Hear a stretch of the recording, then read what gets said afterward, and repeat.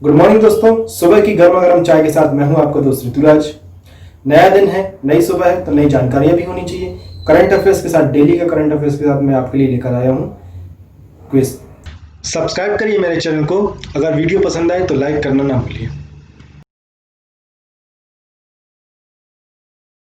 जान लेते हैं देश और दुनिया के इतिहास में आज 23 सितंबर के दिन क्या प्रमुख घटनाएं हुई थी।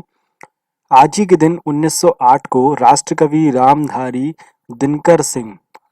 सिंह दिनकर जी का जन्म हुआ था। आज ही के दिन 23 सितंबर 1908 को। 23 सितंबर 1939 को 1939 को विश्वविख्यात न्यूरोलॉजिस्ट सिगमंड फ्रायड का निधन हुआ था। 1976 में 1976 में ब्रितानी नौसैनिकों के एक युद्ध जहाज में घटी घटनाओं में 8 लोग मारे गए थे।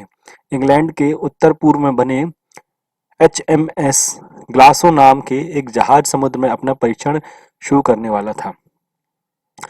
1983 में गल्फ एयर का एक यात्री जहाज पाकिस्तान के कराची हवाई अड्डे से उड़ा था और उस पर सवार ज्यादातर यात्री पाकिस्तानी थे। संयुक्त अरब अमीरात के अबू धाबी और दुबई के बीच इस हवाई जहाज में रखे सामान में विस्फोट हो गया था। चलिए, 2002 में मोजिला फायरफॉक्स का पहला वर्जन लॉन्च हुआ था। आज ही के दिन 2002 में मोजिला फायरफॉक्स का वर्जन जो था, पहला वर्जन जो था वो लॉन्च हुआ था। ये एक इंटरनेट एक्सप्लोरर है। जैसे ही हमारा एक इंटरनेट एक्सप्लोरर है, वैसे ही ये मोजिला फायरफॉक्स से एक ब्राउज़र है, इंटरनेट ब्राउज़र, जो कि डेस्कटॉप पे यूज़ किया जाता है, लैपटॉप वगैरह पे मतलब। चलिए आगे बढ़ेंगे। नेक्स्ट है 23 सितंबर 2009 को भारतीय अंतरिक्ष अनुसंधान संगठन इसरो ने भारतीय उपग्रह ओशन सेट 2 समेत 7 उपग्रह कक्षा में स्थापित किए थे आज ही के दिन। चलिए पहला क्वेश्चन देख लेते हैं। हाल ही में किस देश के पूर्व प्रधानमंत्री जॉन टर्नर का 91 वर्ष की उम्र में निधन हो गया? चलिए आपको इसका आंसर देना है कमेंट में। ऑप्शन रहे आपके पास कनाडा, नेपाल, जापान या फिर रूस। किस देश के पूर्व प्रधानमंत्री जॉन टर्नर का 91 वर्ष की उम्र में निधन हो गया? अगर आपने मेरे चैनल को अभी तक सब्सक्राइब नहीं किया है तो प्लीज़ इसे सब्सक्राइब करिए और वीडियो पसंद आता है तो लाइक ज़रूर करिए। और साथ ही साथ अगर आपको इन क्वेश्चंस के आंसर आते हैं तो प्लीज़ इसके आंसर आप कमेंट में मुझे देते रहिए। चलिए इसका आंसर क्या रहने वाला है? इसका आंसर रहने वाला है कनाडा। कनाडा के पूर्व प्रधानमंत्री जॉन टर्नर का टोरंटो में निधन हो गया। वे 91 वर्ष के थे। उन्होंने साल 1984 में देश के 17वें प्रधानमंत्री के रूप में शपथ ली। टर्नर का जन्म 1929 को इंग्लैंड में हुआ था। उन्होंने 1962 में कनाडा की राजनीति में प्रवेश किया और लिबरल पार्टी के लिए मार्टियल सीट जीत हासिल की। वे अपने राजनीतिक करियर में 1968 से 1975 तक प्रधानमंत्री पियरे ट्रूडो के नेतृत्व में न्याय मंत्री, वित्त मंत्री सहित अन्य प्रमुख कैबिनेट पदों पर रहे। चलिए नेक्स्ट क्वेश्चन है। अंतर्राष्ट्रीय मुद्रा कोष, जिसको IMF भी बोला जाता है शॉर्ट फॉर्म में, के कार्यकारी निदेशक का सलाहकार किसे नियुक्त किया गया है? ऑप्शन है आपके पास अनिल अग्रवाल, सीमांचल दास, राहुल सचदेवा या फिर मोहन त्यागी। IMF के कार्यकारी निदेशक का सलाहकार किसे नियुक्त किया गया है, आपको ये बताना है। चलिए बताइए, इसका आंसर आप मुझे कमेंट में दीजिए।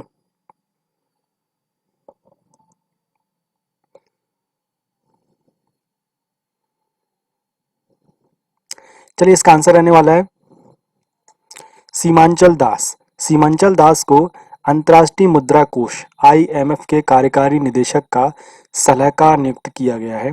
सीमांचल दास 1988 बैच के भारतीय राजस्व सेवा आयकर के अधिकारी हैं। भारतीय राजस्व सेवा, ध्यान रखिएगा यहाँ पर IS नहीं है। यहाँ पे IS जो है वो कई कैटेगरी में डिवाइड होते हैं, मतलब जो हमारे सिविल सर्विसेज में जब सिलेक्शन होता है तो कई कैटेगरीज में जाते हैं। तो एक यहाँ पे A1 क्लास की एक और कैटेगरी होती है जो कि कहलाता है राजस्व सेवा, जिसको हम बोल सकते हैं IRS भी बोलते हैं इसको। तो इंडियन रेवेन्यू सर्विस भी बोला जाता है इसको। तो भारतीय राजस्व सेवा आयकर के अधिकारी हैं। दास IMF के कार्यकारी निदेशक के सलाहकार के तौर पर 3 साल तक काम करेंगे। साथ ही साथ दास वर्तमान समय में इन्फोर्समेंट डायरेक्टरेट ईडी के प्रमुख निदेशक हैं। तो यहाँ पे एक और काम की चीज क्या मिल गई, ईडी। आप बार बार सुनते होंगे ना, ईडी ईडी ईडी, ईडी के छापे हुए या फिर बहुत सी चीज सुनते होंगे। तो ईडी का मतलब क्या था, इन्फोर्समेंट डायरेक्टरेट। चलिए, सीमांचल दास 2014 से लेकर 2017 तक पूर्व वित्त मंत्री अरुण जेटली के निजी सचिव के तौर पर भी कार्य कर चुके हैं।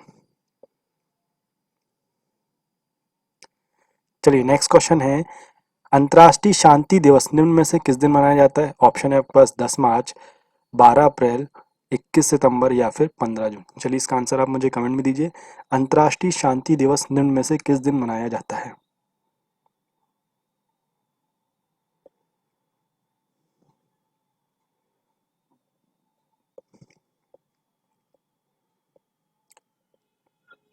चलिए, इसका आंसर है 21 सितंबर। हर साल 21 सितंबर के दिन दुनिया भर में अंतर्राष्ट्रीय शांति दिवस के तौर पर मनाया जाता है।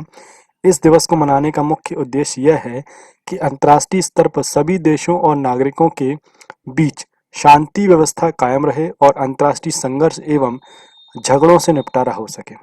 पहली बार इस दिवस को 1982 में कई राष्ट्रों, राजनीतिक समूहों, सैन्य समूहों और लोगों द्वारा मनाया गया था।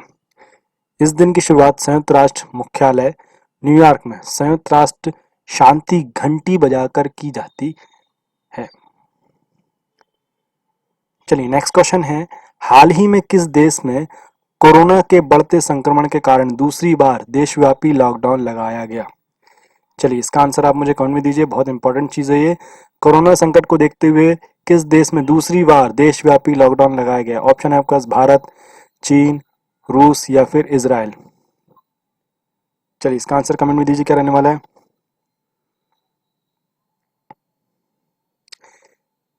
चलिए, इसका आंसर है इजराइल। इजराइल में फिर से लॉकडाउन लगाया गया है। इजराइल में कोरोना के बढ़ते संक्रमण के कारण दूसरी बार देशव्यापी लॉकडाउन लगाया गया। इसका उद्देश्य देश में कोरोना वायरस के बढ़ते मामलों पर लगाम लगाना है। इजराइल में पहला लॉकडाउन मार्च और अप्रैल के में लगाया गया था। इजराइल में पिछले कुछ महीनों में कोरोना वायरस को लेकर स्थिति लगातार खराब हुई। इसके तहत कई व्यापार बंद होंगे।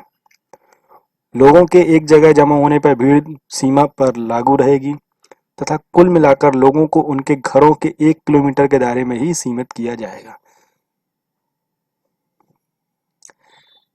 चलिए, नेक्स्ट क्वेश्चन है, किस हाईकोर्ट ने हाल ही में हर्षवर्धन लोढ़ा को बड़ा झटका देते हुए एमपी बिड़ला समूह के सभी पदों से तत्काल हटाने का फैसला दे दिया? ऑप्शन है आपके पास Calcutta high court, Patna high court, Delhi high court या फिर इलाहाबाद हाईकोर्ट। हर्षवर्धन लोढ़ा जी को एमपी बिड़ला समूह के सभी पदों से निकालने के, तत्काल हटाने के आदेश दे दिए हैं। आपको बताना है किस हाईकोर्ट ने यह फैसला दिया।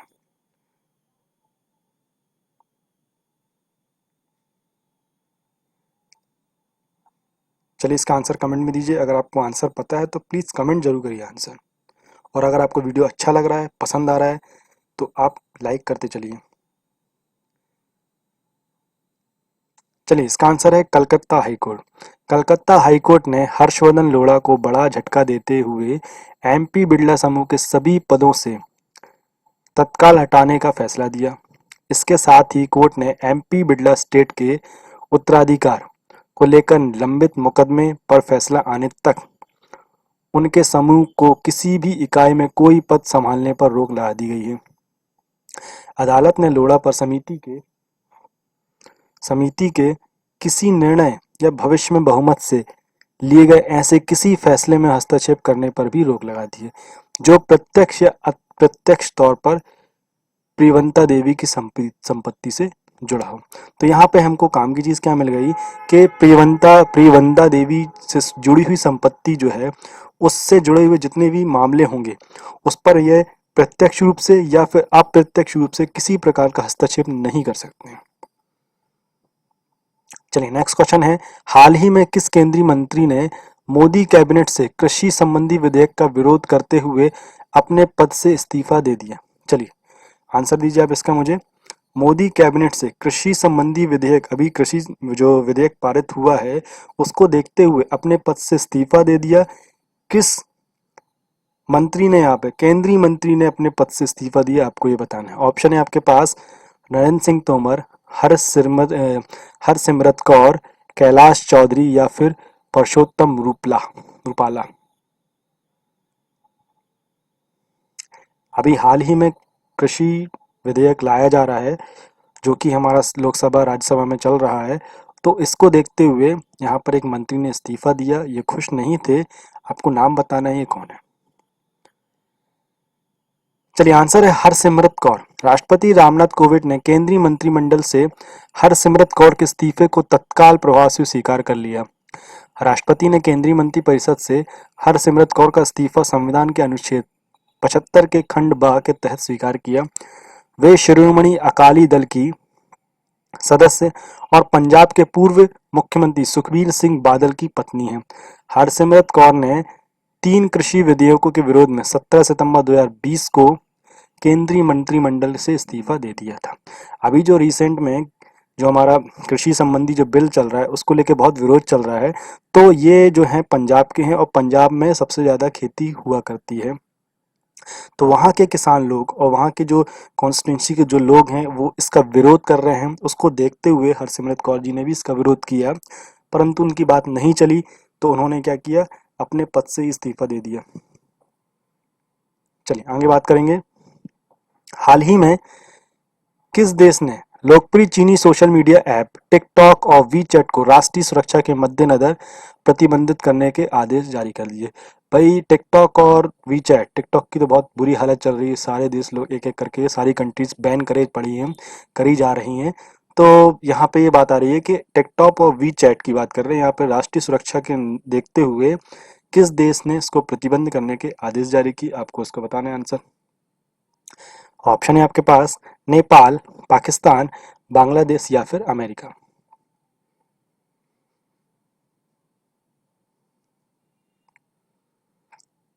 चलिए, इसका आंसर है अमेरिका। अमेरिका ने हाल ही में लोकप्रिय चीनी सोशल मीडिया ऐप टिकटॉक और वीचैट को राष्ट्रीय सुरक्षा के मद्देनजर प्रतिबंधित करने के आदेश जारी किए। इसके कुछ हफ्ते पहले भारत ने भी देश की संप्रभुता, अखंडता और सुरक्षा के लिए चीन के कई ऐप पर रोक लगा दी थी।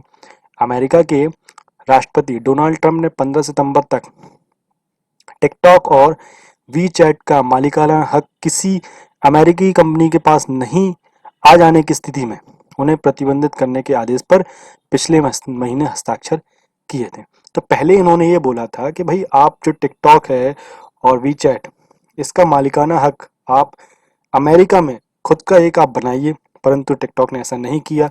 तो फिर यहाँ पे अमेरिकी डोनाल्ड ट्रंप ने, जो राष्ट्रपति हैं वहाँ के, उन्होंने क्या किया, पूरी तरह से उसको प्रतिबंधित कर दिया।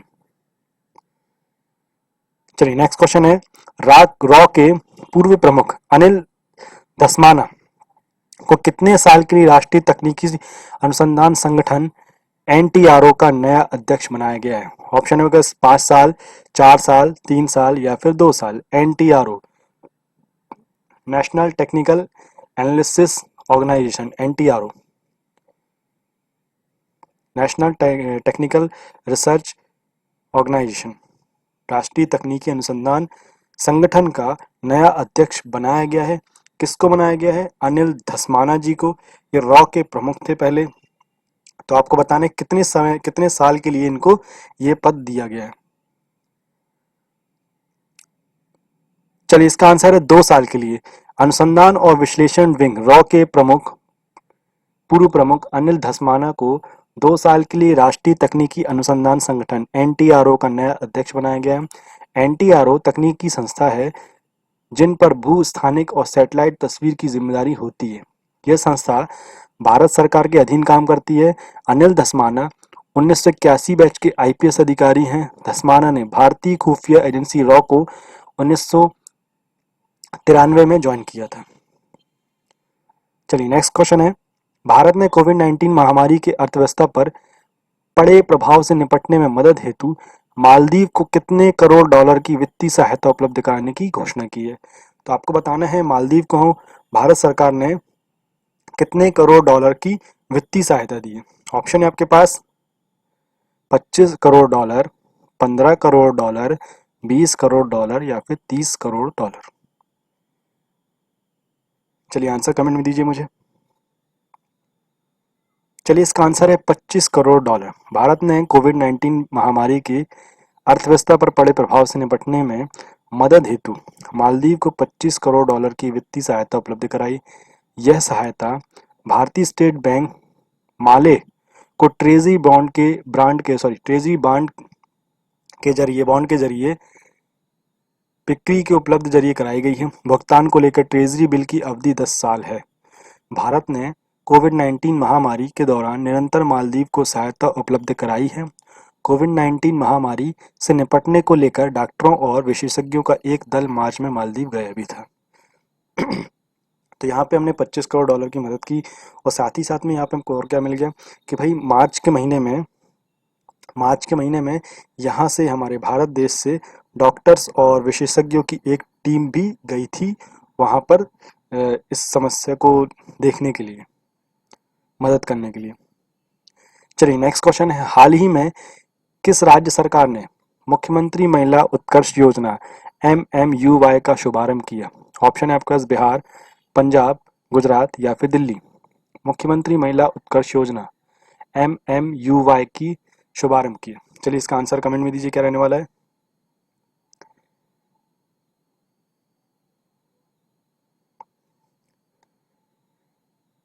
चलिए इसका आंसर है गुजरात। गुजरात सरकार ने मुख्यमंत्री महिला उत्कर्ष योजना MMUY का शुभारंभ किया।